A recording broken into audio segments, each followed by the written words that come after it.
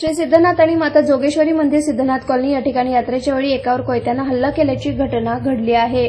ओंकार श्रीकांत साळे वय वर्ष 24 इंदिरानगर शाहू कॉलनी मिरज असा हल्ला झालेल्या तरुणाचं नाव आहे। यात्रेच्या वेळी आरती सुरू असताना मागे उभारलेल्या ओंकार साळेवर आलेल्या जमावानं कोयत्यानं मागून जोरदार हल्ला सुरू केला। हल्ल्यानंतर यात्रेतील उपस्थित भाविकांमध्ये धावपळ सुरू झाली। स्वतःला बचाव करण्यास ओंकार साळे मुख्य रस्त्यावर पळत आला, पण हल्लेखोराने त्याचा पाठलाग करून मुख्य चौकात त्याला पकडून कोयत्याने 24 वार करून ओंकार साळेला रक्ताच्या थारोळ्यात टाकून पसार झाले। या घटनेची माहिती मिरज शहर पोलिसांना मिळताच घटनास्थळी पोलिसांनी धाव घेत जखमी ओंकार साळेला मिरज शासकीय रुग्णालयात उपचारासाठी दाखल केलं। रुपेश वायदंडे, सुनील वायदंडे, संदेश वायदंडे, अक्षय वायदंडे, राजाप्पा वायदंडे, नन्या वायदंडे यांच्यासह आणि काही इतर नावं स्पष्ट झाले। 1.5 वर्षांपूर्वी ओंकार साळे वायदंडे यांच्यात वाद झाला होता।